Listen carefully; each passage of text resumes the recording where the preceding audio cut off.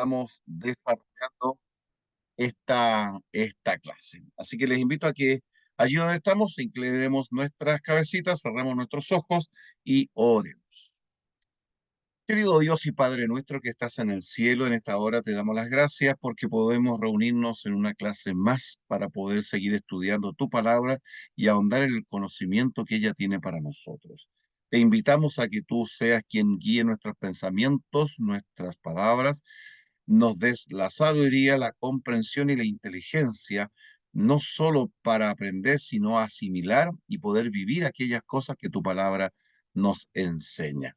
Estamos tocando temas sagrados y profundos y es por ello que pedimos, Señor, que tú nos limpies de toda nuestra maldad, de nuestra iniquidad, que la sangre de Cristo haga expiación por nosotros en esta hora y que el Espíritu Santo pueda conducir esta clase y conducir la vida de cada uno de nosotros.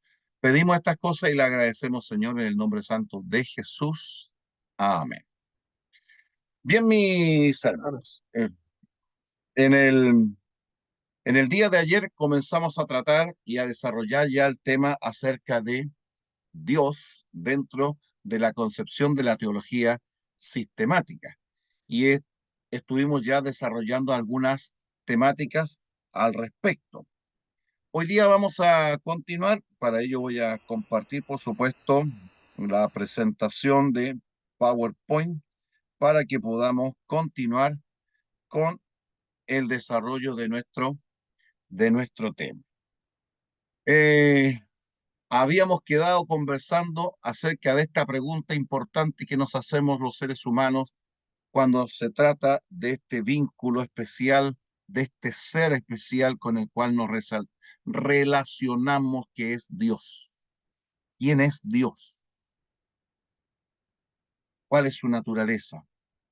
Decíamos ayer que nosotros podemos conocer de Dios solamente aquellos aspectos que Él, en su misericordia y en su sabiduría, ha decidido darnos a conocer, lo que significa que hay otros aspectos que pueden estar ocultos y que Dios considera que no necesitamos saber hasta que a lo mejor estemos en los cielos, hasta que estemos en su compañía, hasta que estemos en la gloria, si Él así lo decide. Eso es tema de Dios. Pero para nosotros, tal y como dice la Escritura, las cosas reveladas son para nosotros y para nuestros hijos. Para siempre, dice la Escritura. Y en este aspecto nosotros decíamos ayer la importancia de conocer a Dios como la clave fundamental de la vida eterna que se encuentra a través de Cristo Jesús. Entonces, la Biblia nos da esa revelación especial de Dios, detallándonos quién es Él, cómo es Él y cuál es su plan para cada uno de nosotros.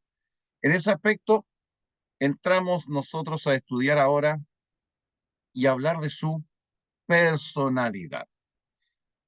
A través de los siglos, mis hermanos, Dios ha sido entendido de muchas maneras. El hombre ha entendido, por ejemplo, que Dios son las cosas creadas y ha adorado el trueno, ha adorado el rayo, ha adorado al sol, ha adorado a la luna, ha adorado el árbol, la piedra, ha adorado el agua, se ha adorado a sí mismo, porque en el concepto de Dios ha pensado que los objetos que le sorprenden de la naturaleza ha convertido en Dios. Convirtió un animal en objeto de adoración, por ejemplo, el toro, el buey o la vaca son animales que han sido adorados y considerados sagrados. Muchos animales eran adorados en el antiguo Egipto, considerados dioses. Objetos, como les decía, el rayo, el sol, la luna, los astros en el cielo, el hombre lo ha convertido en objeto de adoración. De tal manera que la personalidad de Dios ha compartido mucho de lo que el hombre es. Los griegos, por ejemplo, tenían dioses que representaban más bien el cómo era el ser humano. Crearon el dios del vicio, porque ellos eran viciosos, y crearon el dios Baco, el dios del vino. Crearon el dios de la guerra. ¿Por qué? Porque ellos eran belicosos, porque el ser humano le gusta pelear, porque le gusta hacerse la guerra, entonces dieron forma a un dios de la guerra, Marte, conocido como Marte, el dios de la guerra. El sol, un objeto que al hombre lo ha admirado desde tiempos inmemoriales, brillando con esa fuerza desde el cielo, y hicieron que el sol se convirtiera en un objeto de adoración. Todas ellas distorsiones del único y verdadero Dios presentado en las Sagradas Escrituras. Es admirable que la declaración primera de las Sagradas Escrituras en Génesis 1:1 diga: en el principio creó Dios los cielos y la tierra. Esta sola declaración, mis hermanos, tiene un significado teológico profundo. Porque, punto uno, nos señala que Dios existía antes de cualquier objeto y cosa en el universo, porque Él creó, trajo a la existencia todo lo que existe. Y eso es fundamentalmente importante a la hora de construir y hacer teología. Segundo, Génesis 1:1 nos empieza a explicarnos y a decirnos, como diría alguien que trata de justificar algo. Moisés no comienza diciendo: quiero contarles si ustedes sabían que existe un Dios y que yo les voy a contar más o menos que Dios es más o menos así. No, Génesis 1:1 da por sentada la existencia absoluta y total de Dios, porque dice, en el principio creó Dios. Génesis 1:1 no habla de que Dios comenzó en determinado momento, en determinado lugar, en algún remoto espacio en el pasado o en el tiempo. No, no, no, no, no tiene ninguna cosa. Génesis 1:1 dice, en el principio Dios actuó. ¿Y cómo actuó? Creando el cielo y la tierra, o los cielos y la tierra, lo que incluye todo el universo. Esta declaración ya es completamente antimitológica. Cuando los antiguos pueblos, todos los pueblos, adoraban centenares y miles de mitos a través de la creación, las escrituras nos presentan a un Dios que dice: Él ha creado todos los objetos que componen el universo. Creó los cielos y la tierra. Nos habla de un Dios poderoso, capaz de crear. Por lo tanto, el estudio de Dios constituye el centro mismo de la teología y es el conocimiento clave para la vida eterna. Lo habíamos señalado. Dios, el creador del universo, es la realidad última y suprema, y como tal puede ser no puede ser definido en plenitud por el ser humano. Isaías 40, versículos 18, versículos 25 y 26, e Isaías 46, 5, si los leemos, nos van a mostrar que en el lenguaje de los profetas Dios supera lo que nosotros podemos entender y comprender de Él, porque es sublime, ¿ya? Acuérdense la declaración del mismo Salomón, cuando habla de Dios y dice que los cielos de los cielos no lo pueden contener en su grandeza. Los cielos de los cielos no te pueden contener. Esa declaración es colosal en cuanto al entendimiento que tenía Salomón de la grandiosidad de Dios. Pues bien, la Biblia misma, antes de dar una definición de quién es Dios, nos ofrece las características que Él ha revelado de sí mismo, en vez de presentarlo como un concepto abstracto, complejo. Lo presenta como un ser viviente, el que vive, por siempre y permanente en acción. Y de acuerdo a la descripción bíblica, Dios es personal, Dios es personal, Dios es espiritual y fuente de vida. Vamos a mirar brevemente estos conceptos, mis hermanos. Dios, en primer lugar, es una persona. Sí, es un ser personal. Cuando hablamos de personalidad, queremos decir que Dios tiene, como destacamos allí, en primer lugar, Dios tiene voluntad.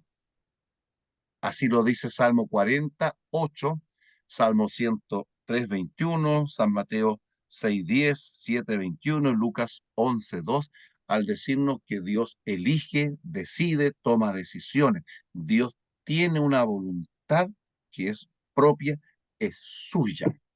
Por eso que Dios es un ser personal. Segundo, la Biblia nos dice en Salmo 40, 17, 144, 3, Isaías 55, 9, pasajes que yo espero que ustedes lean, marquen, para indicarnos que Dios tiene la capacidad de pensar. Él reflexiona, Él piensa, Él evalúa, como toda persona con una personalidad. Él no es una atracción o una energía difusa en el universo. No, no, para nada. Él es un ser con una definición clara de quién es en su carácter, en su voluntad, en su capacidad de reflexionar, en su sabiduría. Job 12:13, Proverbios 3:19, Jeremías 51:15, Primera de Corintios 1:21, Efesios 3:10, Colosenses 2, versículos 2 y 3, nos habla de un Dios con una infinita sabiduría, maravillosa y sorprendente para poder actuar y dirigir el mundo que ha creado. Parecen cosas que suponemos, pero nunca las pensamos en forma definida y en forma sistemática dentro de un aspecto de un estudio teológico. Nosotros en este ámbito, nosotros tenemos que estudiar y conocer, porque cualquier persona que nos pida alguna razón de qué tipo y de qué naturaleza es el Dios que nosotros creemos, y nosotros le vamos a decir, nuestro Dios es un Dios que tiene voluntad, es un Dios que tiene la capacidad de pensar, tiene inteligencia, sabiduría, tiene el poder de decidir a voluntad lo que Él quiere hacer. Dios no es esclavo de su propia creación. Fíjense que en ese aspecto, para que lo podamos entender, Stephen Hawking, el famoso eh, cosmólogo ya fallecido, el que estaba en esa sillita ahí limitado, pero con una tremenda inteligencia, escribió un libro que se llama La historia del tiempo. Y en su libro él explicaba si Dios realmente tenía alternativas de crear el universo como lo creó. Sí, se hace esa pregunta él. Y él llega a pensar de que Dios no tenía alternativa.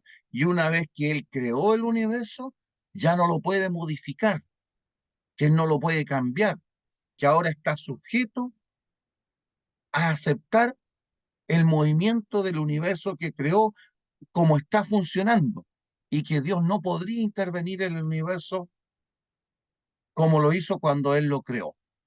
O sea, están pensando en un Dios capaz de crear en el universo, pero después de no controlarlo y ni siquiera de poderlo modificar. O sea que el concepto de Dios que manejan estos científicos o que manejaba Stephen Hawking era un Dios que no tenía la capacidad de decisión, ni la capacidad ni el poder de actuar sobre su propia creación.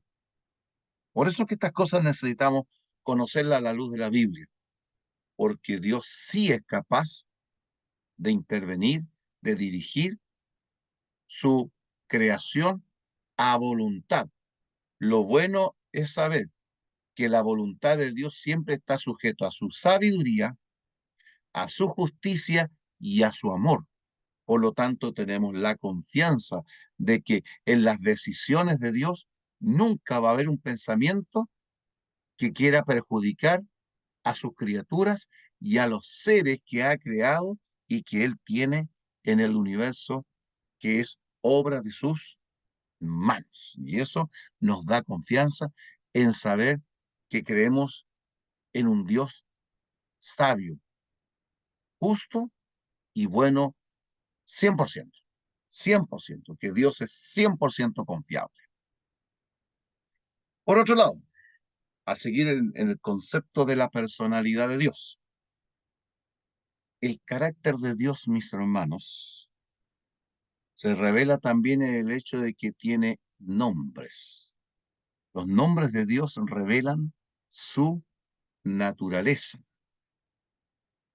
como lo va a mostrar Éxodo 3:13 y 15, cuando Dios se presenta como Jehová.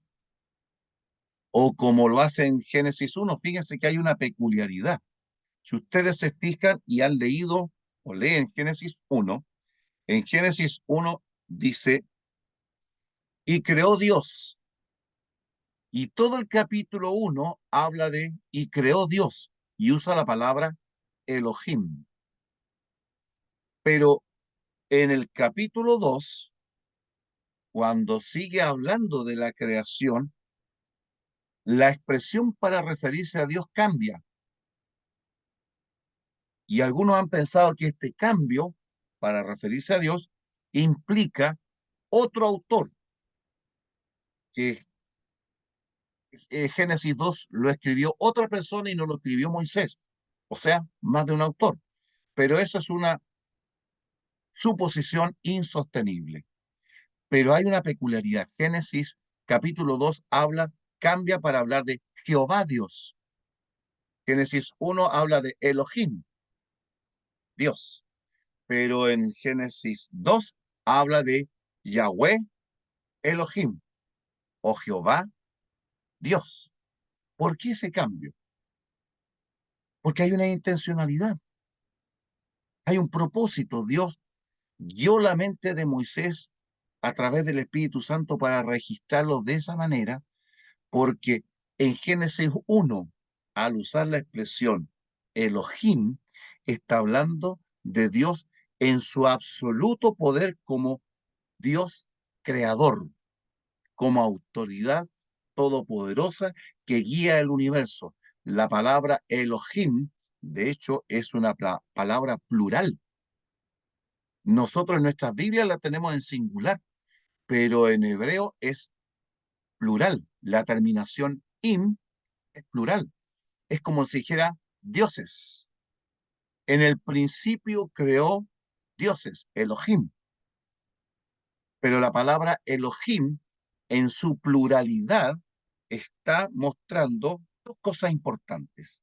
Uno, la grandiosidad de Dios, como lo interpreta la teología judía, pero la teología cristiana ve algo más.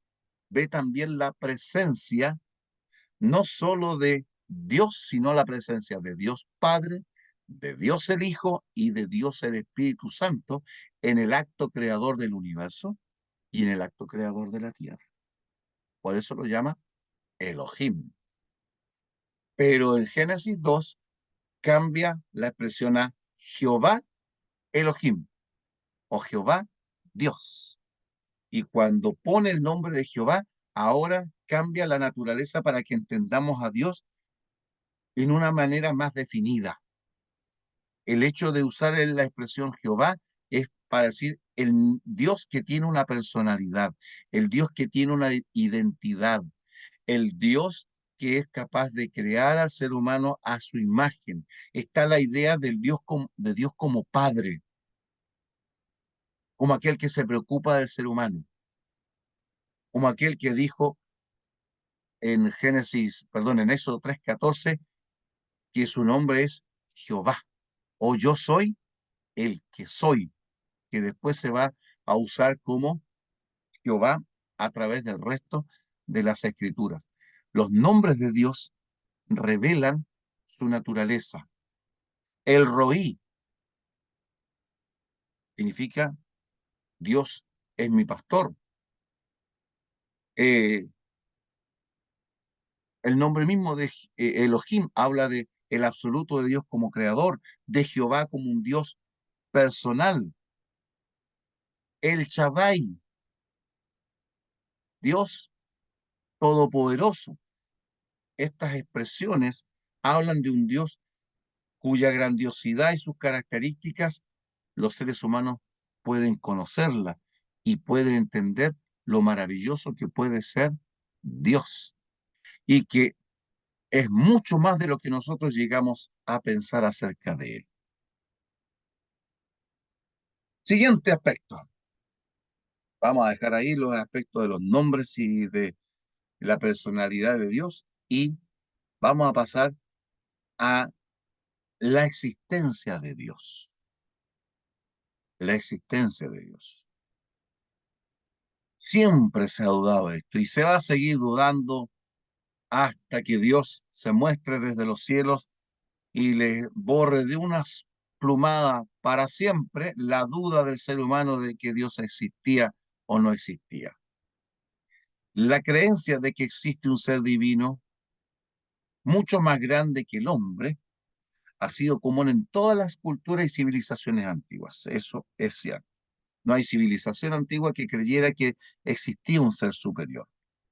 Esto se debe en parte al hecho de que el hombre razona que tiene que existir una explicación para nuestro mundo y para la experiencia humana, y que solo un ser superior, ¿verdad?, al hombre serviría para explicarlo, que no somos un accidente, de que la creación tiene un propósito, de que la creación tiene un diseño, y un diseño implica que hay un diseñador, y ese diseñador es Dios. Pensemos, pensemos juntos, mis hermanos, por un instante. Piensa usted como reflexión de esta clase, permitámonos este. Si Dios no existiera, imagínese que Dios no existiera y que todo esto es producto realmente del azar y de la casualidad, que el universo realmente vino a la existencia porque hubo una gran explosión, el Big Bang, y que todos los elementos se juntaron por casualidad y por casualidad dio como resultado la vida que existe en la Tierra. Pregúntese, ¿la vida y la existencia tendría sentido si Dios no existe? Porque ¿qué nos dice la ciencia? Que nuestro origen más antiguo es una explosión. Mi padre es una explosión. Mi origen es una explosión llamada Big Bang. Y si seguimos, los científicos dicen, en el futuro tenemos dos destinos, que el universo que se está expandiendo finalmente se va a seguir expandiendo tanto que planetas, galaxias se van a separar en tal distancia que el universo va a quedar oscurecido y va a terminar frío y oscuro. Ese es nuestro destino final, desaparecer en un universo que va a quedar congelado, oscuro y separado de todo. O lo otro que dicen es que el universo se va a expandir hasta cierto punto, como quien infla algo, y después el universo se va a volver a contraer y va a volver a comprimirse de tal manera que va a volver a estallar. A eso le llaman el Big Crunch o la gran contracción otra vez, y otra vez galaxias, planetas, la vida y todo lo que existe en el universo desaparece otra vez. Ese es el destino de la vida. Para eso existimos en esta tierra. Yo me pregunto sinceramente si eso fuera verdad. Oye, mi origen no tiene sentido entonces, porque yo no tengo propósito de existir en esta tierra. La vida no tiene sentido que el hombre exista sobre esta tierra. ¿Para qué construimos tantas leyes morales, mejoremos las cosas, tratemos de vivir mejor, si no hay ninguna razón que nos trajo a la existencia? ¿Para qué seguir viviendo si y a lo mejor sería morir? Imagínense toda esta gente que durante toda la existencia humana ha sufrido los horrores de haber vivido. Sufrieron persecución, sufrieron hambre, sufrieron pobreza. Y todo eso sufriéndolo sin una razón lógica, porque no hay un Dios, no hay una creación, no hay una intención de haber existido. Todo es producto de la casualidad y del sinsentido. No hay una meta más allá. Morir y morir para siempre porque no hay resurrección, porque no existe la resurrección, no existe la vida eterna. Una vida así es paupérrima y la verdad no merece ser vivida. ¿De qué sirve que yo mate a alguien? Ah, yo mato a alguien, mire, voy a poner un ejemplo trágico. Yo tomo a alguien y lo mato, ya lo maté. Oh, las leyes humanas me dicen, usted es un asesino. ¿Y qué más de eso? Maté a alguien, un asesino. ¿Y qué? Si no existe un Dios que me va a pedir cuenta de lo que yo hice, no hay un juicio final, no hay alguien que yo le pueda rendir cuentas. Imagínense los grandes asesinos de la historia. Un Hitler que mató o bajo su mandato millones de personas murieron. O un Stalin en Rusia. Millones de personas de su propio pueblo murieron. Y ellos murieron felices y contentos. Nadie les pidió cuenta. Nunca enfrentaron un tribunal. Nadie los juzgó. Nadie los acusó de la maldad que hicieron. Y van y mueren como moriría la persona más buena y justa que haya vivido en el mundo. ¿Qué sentido tiene todo eso si Dios no existe? Fíjense que lo que estoy diciendo es que hay una necesidad ética y moral de la existencia de Dios. Por una razón de moral, de justicia, Dios existe y necesitamos su existencia.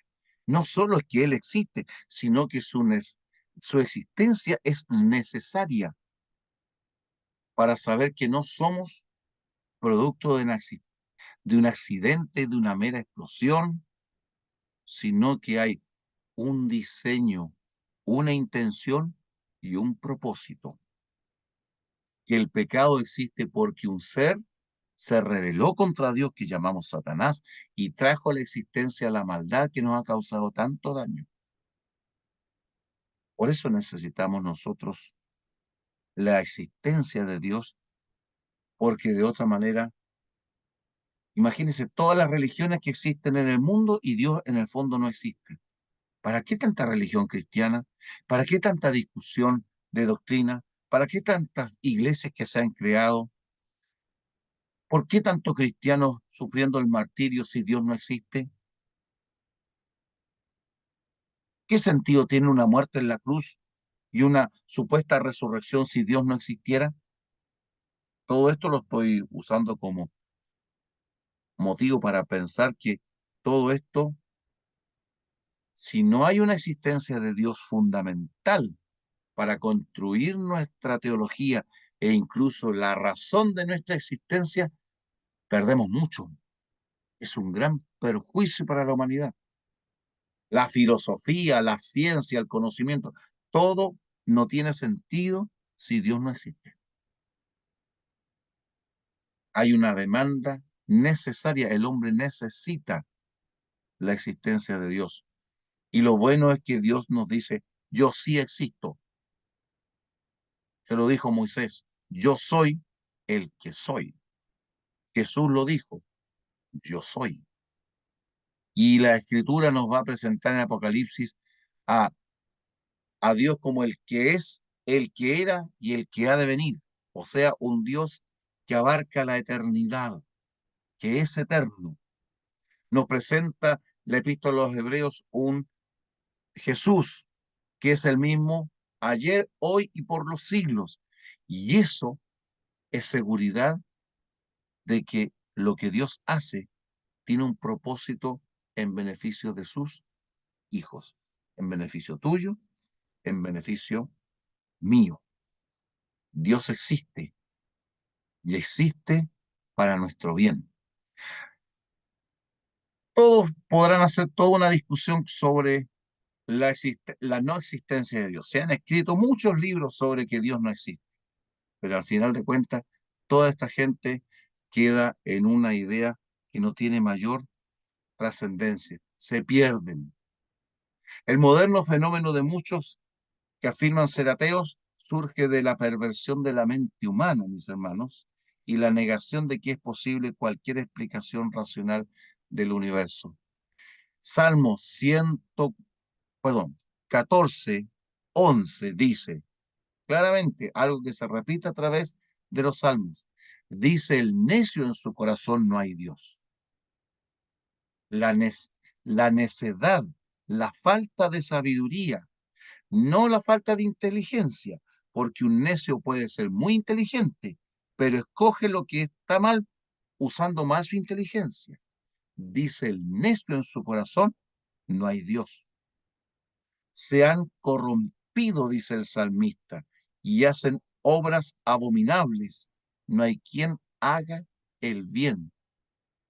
Cuando el ser humano trata de justificar sus obras corruptas, él tiene que levantarse contra la existencia de Dios, porque él trata de justificar sus obras abominables y para justificar su pecado tiene que negar la existencia de Dios, porque si acepta la existencia de Dios, va a tener un problema ético, de que todo lo que haga malo se tiene que enfrentar un día al santo Dios que lo va a juzgar. Y eso el pecador, el necio no lo quiere pensar. El pecador en su pecado no quiere pensar que un día va a tener que enfrentar a un ser supremo y responder por sus actos. Así que lo más fácil es deshacerse de Dios y continuar con su pecado. Es fácil. Y así se justifican conductas equivocadas. Otra cosa, la duda de la existencia de Dios es debida evidentemente a lo que decíamos, la perversidad del propio hombre, su ceguera y la influencia satánica. Oye, sí, una cosa que queda muy claro, mis hermanos, Satanás sabe que Dios existe, pero nos miente y se da el gusto de mentirnos y de utilizar a los hombres más inteligentes para decirle, oye, ustedes enseñen que Dios no existe. Y mientras el hombre defiende estas ideas absurdas, Satanás se alegra de lo que es su obra, pero él mismo sabe que Dios existe y tiembla, tiembla. Los demonios tiemblan porque saben que Dios existe. La evidencia de la existencia de Dios en la creación es tan clara, mis hermanos, que rechazarlo es el fundamento de la condenación del mundo pagano, que no ha escuchado el Evangelio. Romanos capítulo 1, versículos 19 y 20, que nos dicen, porque lo que de Dios se conoce les es manifiesto. En griego dice, en ellos es manifiesto. Es como si dijera, porque lo que de Dios se conoce, en ellos es manifiesto. O sea, Dios se manifiesta en la mente del ser humano para decirles que Él existe. Por eso que quedamos sin excusa. Repito la lectura. Porque lo que de Dios se conoce les es manifiesto, pues Dios se lo manifestó, porque las cosas invisibles de Él, eso que no podemos ver, su eterno poder y deidad, se hacen claramente visibles desde la creación del mundo, siendo entendida por medio de las cosas creadas, termina diciendo el texto. Lo creado me lleva a entender de que Dios existe. Pero si alguien les dijera a mis hermanos, yo quiero ver a Dios, para creerlo yo quiero verlo, ¿podría hacerse eso realidad? ¿Podría un ser humano pararse delante de Dios para mirar de que Él existe, sabiendo que Dios es santo? Dios sabe quién conoce su naturaleza, sabe que el ser humano en su condición pecadora no puede pararse delante de Él y mirar. Se lo dijo a Moisés, no me verá hombre y vivirá, no me verá hombre y vivirá. La santidad de Dios es fuego consumidor para el pecado y para el pecador. Por eso que Dios tiene que hablarnos a través de los profetas, a través de sueños y visiones, porque ninguno de nosotros en nuestra condición mortal se podría parar delante de Dios tal cual es y soportar la gloria de su luz y su santidad sin ser destruido. ¿Por qué creen ustedes, mis hermanos, que Pablo dice que el inicuo, el rebelde contra Dios de los tiempos finales, será destruido con el resplandor de su venida? El resplandor de la gloria de Dios es tan grande que el inicuo y todos los inicuos serán destruidos. No pueden soportar la gloria de Dios. Solamente los que hayan purificado sus vidas a través de la sangre de Cristo, hayan seguido el camino de la santidad, podrán soportar y serán fortalecidos para soportar la gloria de su ser cuando venga a buscar a su pueblo, a su iglesia, a sus hijos en gloria y majestad. Y tendremos que ser transformados. Y una vez transformados, podremos ver claramente para siempre el rostro de Dios y soportar su presencia, porque habremos sido glorificados. Pero antes de eso, mis hermanos, no podemos ver la gloria de Dios. No podemos ver la gloria de Dios en cuanto a Él es y cómo es. ¿Cómo vemos a Dios? A través de Cristo. Por eso que Cristo dice, quien me ha visto a mí, ha visto al Padre.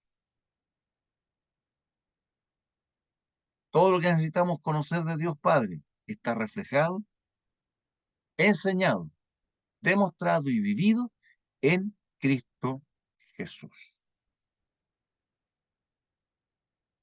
¿Qué tenemos acá? Las teorías acerca de Dios. Aunque los filósofos griegos ignoraron la revelación bíblica, no la conocieron, no habiendo sido familiar para ellos, hicieron sin embargo algunos intentos por explicar nuestro universo. Los antiguos griegos, estamos hablando allá del año 400 antes de Cristo, entendiendo que para ellos existía un ser superior. Varios sistemas de pensamiento surgieron en aquella época y duran hasta el día de hoy. Tenemos, punto uno, el politeísmo, es decir, la creencia que en muchos dioses. Existe también lo que se llama el hilozoísmo, que identifica el principio de vida encontrado en toda creación como siendo Dios mismo. O sea, Dios, el principio de vida en nosotros es Dios. Es en el fondo como que Dios vive en nosotros.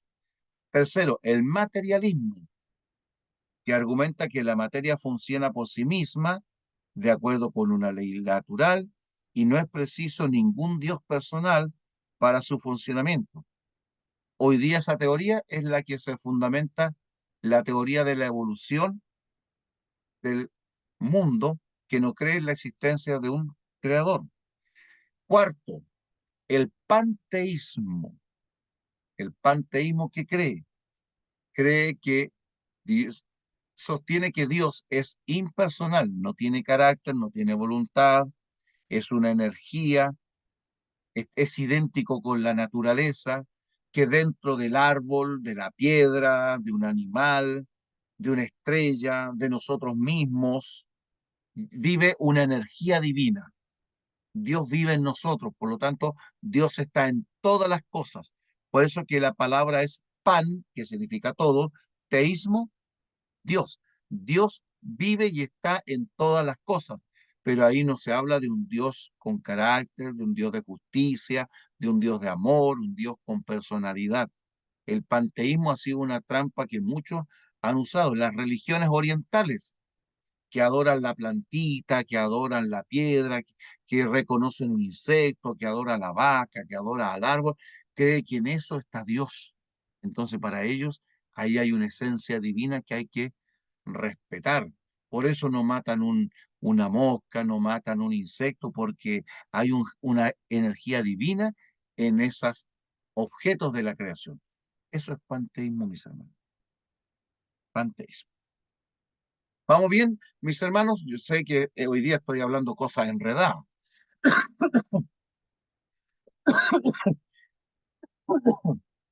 pero que es necesario conocer respecto, espera un minutito, con respecto a la naturaleza de Dios. Y todavía queda un aspecto que vamos a usar al final de esta presentación. ¿Qué se ha dicho para creer en Dios, mis hermanos? En la teología sistemática, para hablar de razones para creer en Dios, están estas. Se llama la primera el argumento ontológico del ser. Este argumento, ¿qué cree? Sostiene que Dios tiene que existir porque el hombre universalmente cree que existe. Esto es también a veces llamado como el argumento a priori. Si el hombre existe, dice este argumento, es porque alguien lo trajo a la existencia. Y si existe un ser, tiene que haber un ser superior, sublime, perfecto, santo, superior a nosotros, y ese es el argumento ontológico para decir Dios existe. Segundo argumento, el argumento cosmológico. ¿Qué dice el argumento cosmológico, mis hermanos, como argumento para la creencia en Dios? Mantiene o sostiene que todo efecto necesita una causa suficiente. O sea, eh, ahí está. Eh, eh, Causa y efecto, la ley de causa y efecto. Entonces uno se empieza a pensar, todas las cosas que existen son el resultado de un efecto anterior. Entonces, ¿qué argumenta esto? Argumenta que en algún momento la Tierra es la causa de un proceso anterior. El hombre es causa de algo. Hay algo que es algo anterior a nosotros. Perdón, mi hermano Cristian, dígame. Estoy abriendo el micrófono. Buenas tardes para todos. Buenas ¿No? tardes, profesor. Yo creo que el peligro está, profe, es cuando en el mundo cristiano se instalan estas creencias como el panteísmo, eh, la mirada ontológica. Ahí es donde está el peligro, porque no es la directa. Si nosotros viéramos que fuese así como tan directo, como cristianos nos daríamos cuenta y obviamente no lo tomaríamos como algo que no corresponde ni corre, pero lamentablemente estos temas van muy disfrazados, porque en cierta medida, por ejemplo, el nuevo pensamiento desde el panteísmo, uno lo mira así a lo mejor lógicamente, no tiene claridad que no, porque lo mira desde una mirada oriental, pero en este sentido, cuando muchas veces algunas, algunas agrupaciones cristianas empiezan a dar como mucho énfasis en el carácter de que nosotros somos los que tenemos a Dios. Obviamente Dios a través del Espíritu Santo está en nosotros y Él vive en nosotros, pero cuando nosotros centramos esa mirada en el hombre y que es el hombre el que decreta, el hombre el que puede tener cierto poder, ahí es donde siento yo que se encuentra el peligro y pasa hoy día en muchas miradas cristianas donde el centro está puesto en el ser humano. Ahí donde yo me preocupo un poco con respecto a ese tipo Y es para preocuparse, Pedro. de miradas. Exactamente. Y es para preocuparnos, ¿ya? Porque el, el, el panteísmo es muy sutil en engañarnos. Es muy sutil. Acuérdense que el primer argumento que Satanás dio para apartarnos de Dios, ¿qué le dijo a la mujer? Seréis como, seréis como Dios. Y esa mentira la ha repetido a través de los siglos, haciendo de que el hombre crea que de alguna manera es Dios. Y eso es falso. Entonces, estos argumentos ontológicos, aunque o cosmológicos que se dan, son, parecen buenos, son filosóficos, no son bíblicos, son filosóficos. Y a veces pueden ser buenos y a veces pueden ser tramposos. Hay que cuidarse de ellos. Los mencionamos porque en teología se usan como argumento. Y estos argumentos no los dio un cristiano evangélico, esto lo usó Tomás de Aquino, teólogo católico allá en el año 1200, y este teólogo católico era muy seguidor del filósofo griego Aristóteles. Entonces, desde la filosofía griega, formuló estos argumentos que hasta el día de hoy utiliza la teología sistemática y que nosotros estamos dando a conocer. Hermanos, solamente lo estamos dando a conocer para que ustedes sepan que existen estos argumentos. Pero la base para que usted presente la existencia de Dios está en las cosas creadas y en sobremanera, sobre las sagradas escrituras. Su fe debe ser basada en las escrituras. Y como le decía, el argumento cosmológico dice que de alguna manera hay una causa o hay un ser que no es causa de algo, y ese es Dios. Se le llama también el primer motor. Todo funciona porque algo lo echa a andar. Y ahí donde argumenta, tiene que haber algo que no es, nadie lo echa a andar, sino que funciona por sí mismo, funciona solo, como el primer motor, un motor que funciona por sí mismo. Entonces dice, ven, ahí está Dios.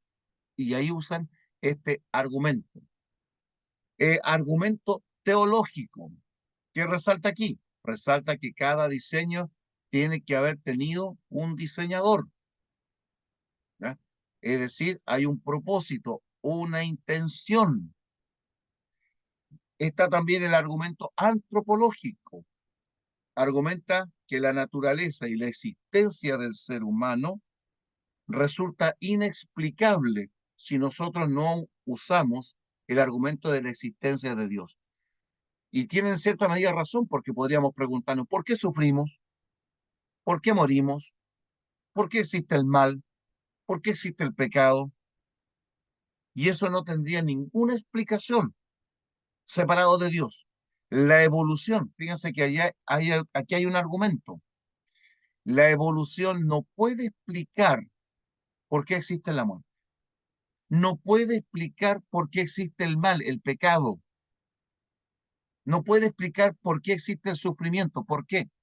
¿Por qué no existe solo felicidad? ¿Por qué tiene que existir el sufrimiento, el dolor, el llanto? Son argumentos que se usan para hablar de la existencia de Dios. Aunque estos argumentos en favor de la existencia de Dios tienen considerable validez y el hombre puede ser justamente condenado por rechazarlos, no han sido suficientes para llevar al hombre a una apropiada relación con Dios o producir una fe real en Dios. Sin la existencia, sin, perdón, la asistencia de la completa revelación de Dios, confirmando todos los hechos encontrados en la naturaleza, pero añadiendo a la revelación natural de las verdades, esta no se hubiera desvelado por sí. ¿Qué estamos diciendo aquí?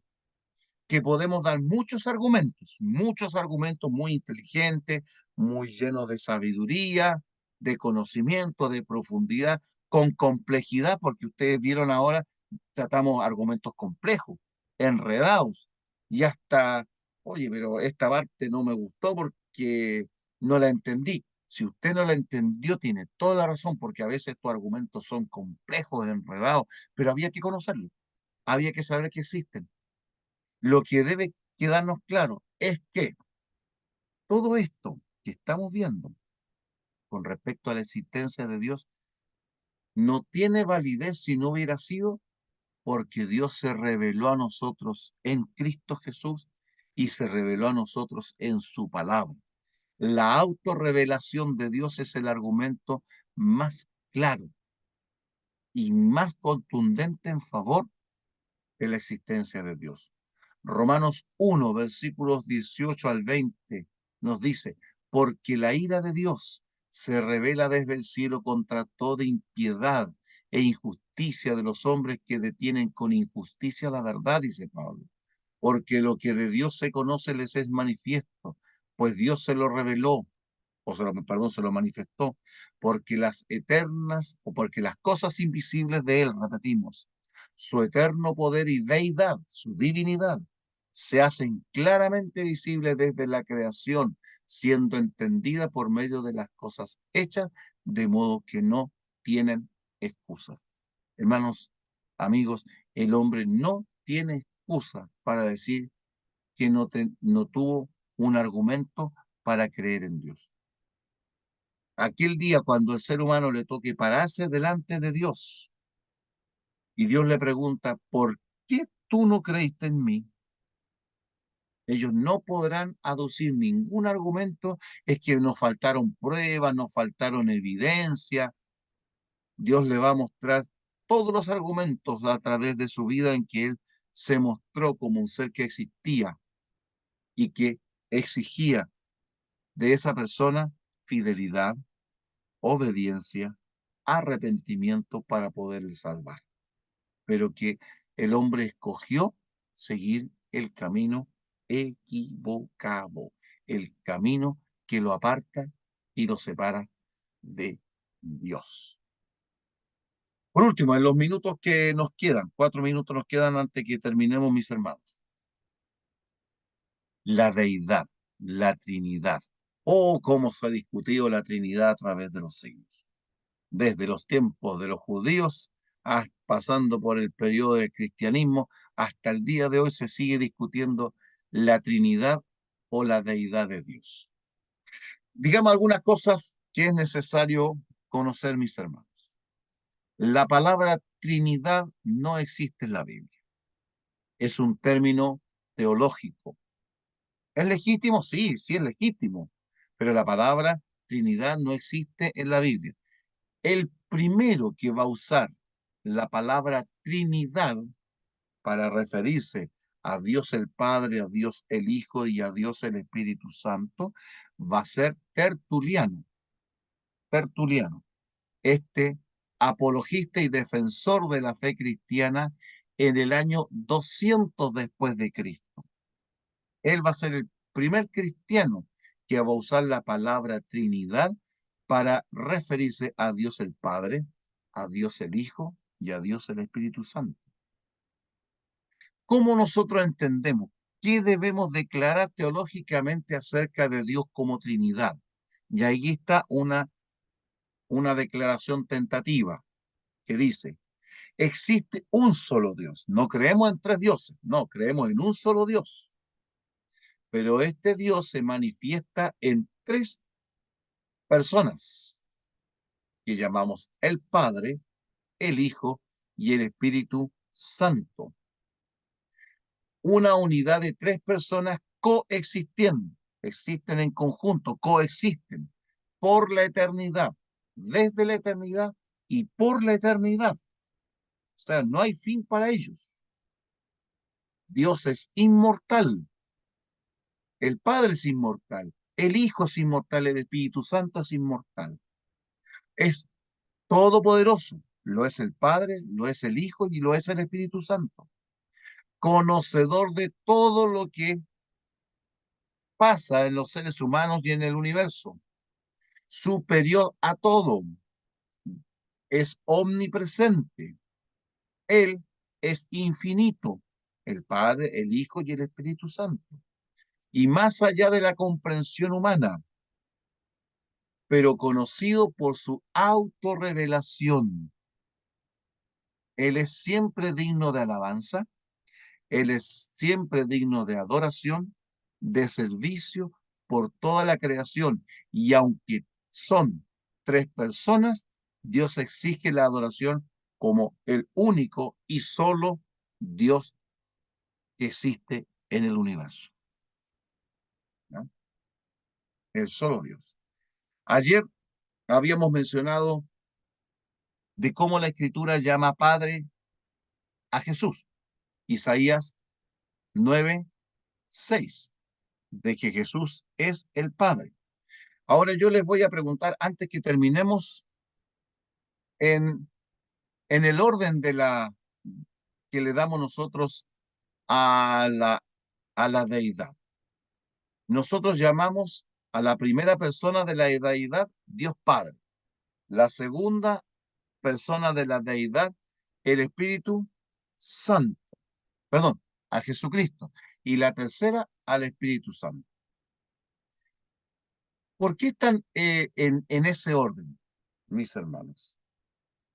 ¿Por qué creen ustedes que Dios está en ese orden? Realmente eh, hay una pregunta, estaba mirando justo antes de este, ¿los ángeles son inmortales? La inmortalidad, respondo a la pregunta, la inmortalidad de los ángeles es tan inmortal como lo habría sido la inmortalidad de Adán y Eva si ellos hubieran permanecido fieles a Dios en Génesis capítulo 3.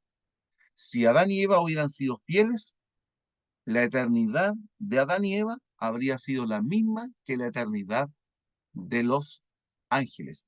Los ángeles tienen, y toda criatura que Dios hace tiene una inmortalidad condicionada a que Dios les dé la vida para seguir siendo inmortal. El único inmortal por sí mismo, es Dios. O sea, Dios Padre, Dios el Hijo y Dios el Espíritu Santo. Pablo lo dice, es el único inmortal. Todos los demás tenemos una inmortalidad condicionada a nuestra dependencia de Dios. Incluso Satanás en este minuto sabe que su existencia se debe a que Dios le permite que él siga existiendo. Y aunque le da rabia, sabe que eso es verdad. Lo mismo los demonios, porque el día que Dios quiera quitarle y retirarle la vida, se la retira y él deja de existir. Y de hecho la Escritura lo dice, hablando de Satanás, y le dice, para siempre dejarás de ser, para siempre dejarás de ser. Y el tema de la Trinidad lo vamos a continuar en la próxima clase, mis hermanos, porque ha llegado el momento en que tenemos que terminar para dar paso a la siguiente clase. ¿Alguna pregunta antes que oremos y terminemos esta clase, mis hermanos? Sí, yo tengo una pregunta. Cuando usted mencionó que existen dudas, o no, no dudas, sino que existen distintas posturas sobre que el Génesis no lo escribió solamente Moisés. Si a nosotros, como estudiantes de teología, alguien nos hiciera la pregunta de qué evidencia hay de que Moisés escribió todo el Génesis, ¿cuál debería ser la respuesta? Sencillo, que eso es una suposición, pero en los escritos antiguos no hay ningún escrito antiguo que no reconozca que el autor del Génesis es Moisés. Los judíos siempre dijeron que el Pentateuco era de Moisés. Jesús mismo, cuando cita pasajes del Génesis o del Pentateuco, se lo atribuye a Moisés. Y si Jesús dice que el Pentateuco, que incluye Génesis, Éxodo, Levítico, Número, son de Moisés, yo creo que Jesús está hablando con conocimiento de causa. pero dejémoslo, buena pregunta, lo vamos a contestar y completar esta pregunta en la próxima clase. Ahora vamos a Yo terminar. creo que también la forma literaria, profe, ahí también del Sí, Pentateuco, bueno, es para amplio también. No, no exactamente, no, si queremos hay hartos quitarle más, argumentos que dar ahí. claro. Así que, mi hermano, ¿por qué no usted mismo, mi hermano Cristian, nos despide en oración para darle paso a la siguiente clase, por favor? Amén, amén. Querido Señor, te damos las infinitas gracias, en primer lugar, porque el tema que estamos estudiando, Señor, es fascinante. Señor, gracias porque estamos entrando en un tema en el cual queremos conocerte plenamente, Señor. Tú te has revelado a través de tu Hijo Jesucristo, Señor, y a través de toda la historia. Te has mostrado con tres personalidades principalmente de manera distintas, con funciones distintas, Señor. Es importante que nosotros podamos reconocer que estas tres personalidades podamos seguir profundizando en ellas, seguir aprendiendo. Damos gracias al profesor porque se ha atrevido a conversar de este tema, que es un tema que a través de la cristiandad ha sido polémico, Señor, pero es muy importante poder tener luz sobre ello. Señor, gracias porque tenemos la oportunidad de aprender de ti, Señor. Queremos pedir una bendición para cada uno de los estudiantes, también para el profesor, su salud, y queremos dejar a aquellos hermanos que continúan estudiando en la segunda clase de arqueología bíblica, Señor, para que ellos también puedan ser bendecidos a través de la palabra y a través de cómo la historia, Señor, ha dejado registros de que tú, Señor, te has manifestado a través de todo el mundo y a través de toda la historia. Todo lo agradecemos los méritos de tu Hijo amado Jesús. Amén. Amén. Amén. Nos vemos, mis hermanos, que tengan una excelente clase a continuación. Que Dios les bendiga. Chaito. Bendiciones.